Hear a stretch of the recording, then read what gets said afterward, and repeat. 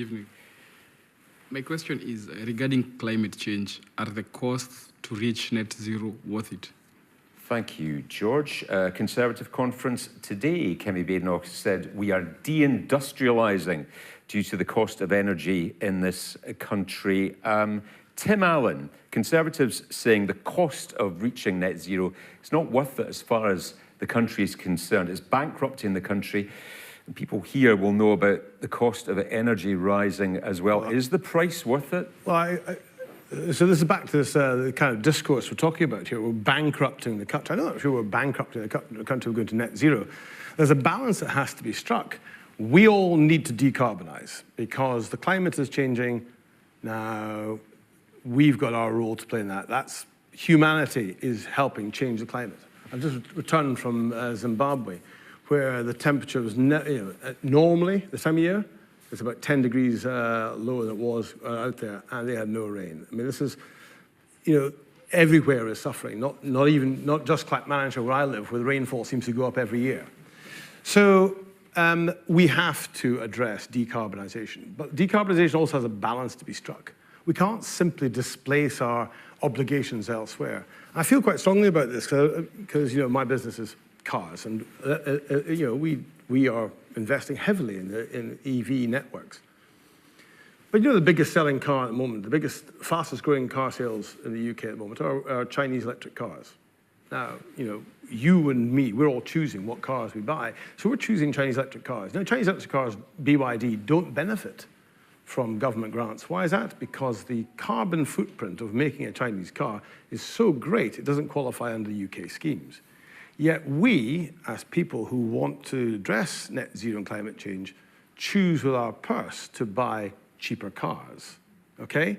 So we all have to start making choices, difficult choices. And when you talk to policymakers like these guys are all struggling to meet the demands that we have, that we need, that are calling upon ourselves. So if we want to have more power generation for electric vehicles, for example, you're going to have to put turbines up somewhere. Now, that's going to be at sea, and the RSPB will be upset. It could be on your garden, you'll be upset. We need hydro. We also, because of one of the reasons that we have high costs in the UK, is we have a low baseline generation of electricity. What that means is we don't have hydro at large scale like Norway has, pouring constantly and generating electricity and storing it in the lakes. And we don't have nuclear. Our nuclear is run down to minimum state. So France has much cheaper electricity than us. Why? Because they have got nuclear. The Germans, of course, did away with nuclear after the Fukushima accident. So what did they do? They coalified faster than any economy in Europe. They created new coal-fired power stations over the last decade to fill that gap when they closed the nuclear reactors. So this is, ladies and gentlemen, this is a really complicated question, and we're going to have to make sacrifices and decide what we want. So climate change is a clear and present threat to humanity and to our planet. The question is, how do we strike the balance to get there? And we have to forgive these guys because they are wrestling with the same problems that you and I are. But we've got to have a consistent message from ourselves to them about what we're prepared to sacrifice to get to net zero. Thank you. The message today at Tory conference from your national leader, very clear on this, that the price is not worth paying anymore. What do you say to that? Well, we keep on hearing the phrase just transition. Actually, what the phrase should be is affordable transition, because I think that's fundamentally been the problem thus far with trying to meet climate targets. I mean, you see it in the Scottish Parliament, the SNP have struggled to meet their own climate targets that they have set. Why is that? Because the policies that are being brought forward are going to cost each and every one of us a lot of money to implement. And if I can take housing as an example, you've just heard from Tim regarding the sort of oil and gas petrol side of things. If I could take housing, so you've got homes that we need to decarbonise, okay? I think everyone can accept that we've got to make changes, but the homes that we've got need to be better insulated, and the government has been pushing for quite some time to have air source heat pumps stuck on the side of your house. Sounds lovely, right? Not at a cost of £14,000 to each and every one of us.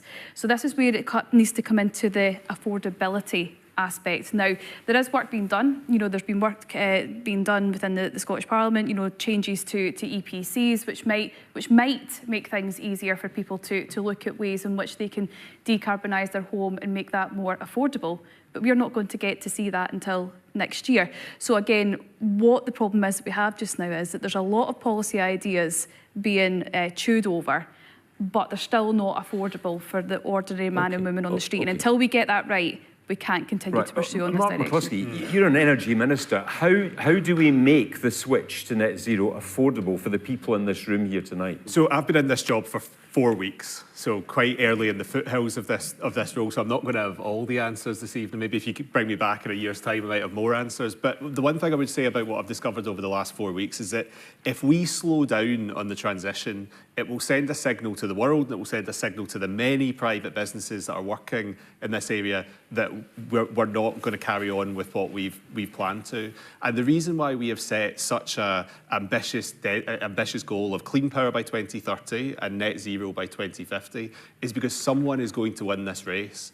Some country is going to win this race. And we saw this week, for the first time ever, we're in a situation where renewable energy is generating more than coal.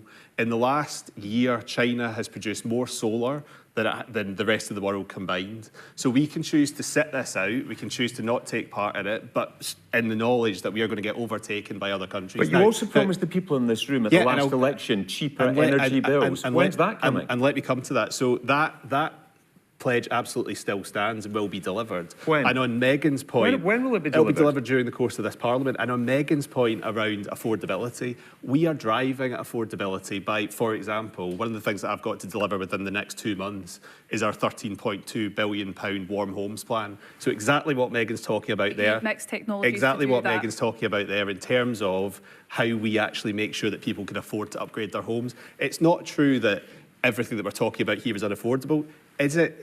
Can it be made more? Can it be made more affordable? Absolutely, yes, it can. But in Scotland at the moment, you can get a £7,500 grant, not loan, grant from the Scottish Government for a heat pump, and you can get a £7,500 interest-free loan to make this more affordable. But it's not true to say that it's not affordable for people. And when we launch the Warm Homes Plan within the next 8 weeks, £13.2 billion worth of funding to help people make this transition. But you're still asking people to fork out thousands of pounds when they've got other cost pressures just now. And I think they're not going to choose that off their own back. Let me just come back. Are you going to force it on them? No, we're not going to force it on them, but let me come back on this. Every year, thousands upon thousands of people, their boilers break down and they need to replace them. So that's the point at which we can say to people, do you want to replace with a gas boiler or do you want to get a heat pump? And if we can make that choice affordable and make a heat pump cheaper than a boiler, then that then encourages people to do that. And it is clean, it is efficient, it's sustainable, and it will bring their bills down. But what we're hearing from the Conservative Party, and I'm sorry if I'm getting a little bit impassioned about this, because I think what we're seeing from the Conservative Party around over the last few days on clean energy and around the Climate Change Act, it's not just irresponsible, it's deeply dangerous. And it's deeply dangerous for the climate, and it's deeply dangerous for all those companies at the moment who are investing in Scotland, creating jobs for people who are going to hear what you're saying and think, are we really still committed to this? We have had a consensus on this with all major parties for the last 15 years, and your party is now trying to break that consensus. Reform take a very different view on this as well. A man in the audience with the purple top, yeah. To come back to the energy side of things, I'd like to know what the Scottish Government in general are so against nuclear power or nuclear energy and gas energy. I mean, you can utilise the exhaust from gas into heating appliances, heating homes around the area. So nuclear reactors are safe as well. I mean, how many accidents do you see around the world compared to how many nuclear reactors there are? I mean, I worked on nuclear reactors on submarines, and believe you me, they are safer than a lot of other power stations. We do insist on knocking down trees, deforestation of Brazil, of Indonesia. These are all trees that produce oxygen but suck in carbon dioxide. So one hand, we're knocking down the trees for farming or whatever reason. On the other hand, we're quoted, all these things about being with the environment and net zero. Okay. Okay, Alan Smith, on that point, if we're trying to make the transition to net zero more affordable for people, long-standing opposition to nuclear power in Scotland from the SNP, is it time to revisit that? No, I don't think it is. And we're not ideological on that point. We've looked at the various cost benefits of the different types of technology, and nuclear for Scotland isn't good value But the for money. technology has changed a lot You in need the less last 10 years. technology. And we're up for that. Can't But just be- Scotland has won the energy lottery. We have got every renewable energy in spades. And it beggars belief that Scotland, which is the most energy-rich part of these islands, has got the highest electricity prices in these islands, and indeed much of Europe. It's absurd. And this is the point about the just transition needs to be properly funded. Of course it does. And to answer the question, is net zero worth it? Yes, it is. It's existential. Bits of the world are getting drier, bits of the world are getting wetter, all of the world is getting more climatically unstable. We need to do our bit. But it's also just smart. You can't use a finite resource to move about and heat our homes when we've got other options to do that. But it needs to be affordable for people. We need to make sure that communities that are seeing wind turbines and big developments are getting proper community benefit. We need to see much more community schemes. Community Energy Scotland. I won't interrupt you, Megan. Come on. Community Energy Scotland has come up with some really fantastic ideas which are going to be part of the upcoming election campaign. I want to see, we've got some fantastic examples in Stirlingshire. We've got Fintry has got the community-owned turbine. We've got Callander has got the pump hydro storage scheme, and that's generating clean energy, but it's also generating community benefit. So the technologies are there, but Scotland's won the lottery. It's really potentially exciting. And we need to raise our game and think a bit bigger, because as a country, we're going to need to get into this for ourselves and for the planet and for our communities. Thank you. Man in the red top. There you go. Alan's talking there about Scotland winning the energy lottery, and to an extent I agree with him. But with the SNP, the guys that were going to deliver a national power company that was going to give everybody in Scotland cheaper power. They've not done that.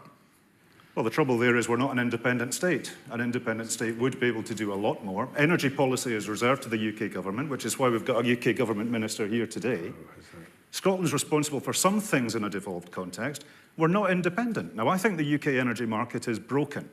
I think Ofgem is operating to entirely their own pricing signals for new energy developments. Renewables happen where they happen. They happen at the top of hills, they happen at the top of the loch, or they happen wherever they are. If we could actually get that working properly and get away from the model that we're operating to right now, Scotland could have fantastically cheap energy, which would boost our society, which would boost our economy, which would boost everything. At the moment, the UK is delivering the highest prices for our businesses and our communities in the developed world. But Alan, you know oil and gas will remain part of the mix for many years to come. The Conservatives say the answer to cheaper prices is, Kemi Badenoch said it today, drill for more oil and gas. Domestic. Which is spectacularly short-sighted. Now, I think there's a future for petrochem within the just transition. We've got to properly fund it, and we can't just go off a cliff and one thing to another. But we've got to make sure that people are involved in that and there's sufficient money in the system to actually fund the community stuff. And that's still very much work in progress, and that's where we've got a real prize that we could win for Scotland. And we could have the cheap energy that we deserve, because, look, come out of this building, you can actually see the Brazedoon wind turbine. Why have we got pensioners cold in their homes in this city? We can do so much better than this, and I think an independent Scotland will be able to do so much better. You can also see Grangemouth from just outside this building as well, which closed in April in terms of the refining capacity. Wendy Chamberlain, the question is the cost of moving us to net zero worth it? Well, I mean, it's interesting that Megan was talking about affordability, because from a climate perspective, I don't think we can afford not to be moving forward with what we want to do from a net zero perspective. And as Martin rightly said, just this week, for the first time since the Industrial Revolution, renewables were delivering more power than coal. So it's quite clear what the direction of travel is. I find it interesting that Alan was talking about the lottery that we seem to have won, but you know, that commitment in terms of an energy company from the SNP was not made with a qualifying statement that it would only happen if Scotland was independent. It was actually promised as a manifesto commitment and has not been delivered. So it feels like there's a squandering of the opportunity, particularly when you look at things like the bids that we've had in terms of, you know, a number of the rounds for contracts for difference, etc. I do think that the government have not been delivering what they should. But I think the bit that I found really interesting was what Tim was saying, which is about all of us and the decisions and things that we need to be making. And what the role of legislators and government is to make those decisions, to make the right decisions, as easy as possible. And that's why, actually, yes, oil and gas is part of the mix going forward. We use it because we're still using petrol, diesel, we're still manufacturing plastics. But unless we change the demand profile, unless that EV charging network gets better, unless we are properly insulating homes, unless we are ensuring that new houses, when they're built, don't have a couple of solar panels on the top that wouldn't give enough energy to charge a scooter, let alone a family car, we're not going to see the delivery that we need to see to deliver the energy savings and the energy cost savings that you and I and everybody wants to see, because nobody should be living in a cold home in Scotland in the 21st century. Okay, we keep talking about making changes here. Are you willing to make these changes? Are you making these changes, man on the front row? We could all make changes, but how are we going to do it with the housing stock we've got? The housing stock's ancient in Scotland, and there's no way you're going to put a heat pump in the side of my house and make it warm. And actually, that's one of the challenges. The Eco4 scheme that operates, which is for delivering improvements, has actually been a bit of a disaster, and particularly on older and more rural properties, where I've had constituents who have literally had, old buildings. Yeah, exactly. And it's that understanding, it's those standards and delivery that are so important, so that people feel confident to take advantage of grants and loans. Man on the green top, yeah. Doesn't the weather last week prove that we cannot depend on electricity? Martin? In terms of the storms last week? Yes. Can't win. I think there needs to be more resilience in the system. Like, absolutely, there needs to be more resilience in the system. And I know that in this area, I think as of yesterday across Scotland, there were 1,600 houses still off. And I know that this area is hit particularly hard, but that's exactly making the argument for why we need to invest in grid. Because part of the reason why when storms come along like that, we end up in the situation that we're in is because the grid doesn't have enough resilience in it. Well, we end up compensating the wind farm owners because they have to switch wind farms off. And that, again, that's sort of making the argument for me. That tells us why we need to invest in the transmission network, because if we had a fully functioning grid network, we wouldn't need to be paying that, because the problem at the moment is we're paying them to turn off. They're called constraint payments when they have to turn them off, and it's only because they can't take the power from the wind turbines onto the grid because we've underinvested in the transmission Tim Allen, network. is that right? Is the grid a big part of the problem? The grid is a big part of the problem. The grid is basically over capacity. It can't function. So one of our constraints with electrifying our petrol stations, because we want you to charge your electric cars with us and buy a Costa coffee when you're there. Yeah, that's what we want. And a pasty. Greg's pasty or whoever is available. Others are available. However, we want you to come to our places. Of course we do. We are retailers. We want to get electric vehicles charging in there as fast as possible. So we've gone for the ultra-fast charging because we want you to fill up quickly and move on with your busy lives. However, our biggest constraint is the availability of power distribution to the grid, from the grid. And Ofgem's told us to slow down our rollout. And we're trying to spend 100 million a year on capex. You're supposed to slow it down because they can't keep up. And we say one further thing to our policymakers here. The bigger constraint than the grid is the sclerotic planning system across this country in particular. It's bad in England, it's terrible in Scotland, and it slows down our process for rolling out the EV charging points that you all want, or you say you want, yeah.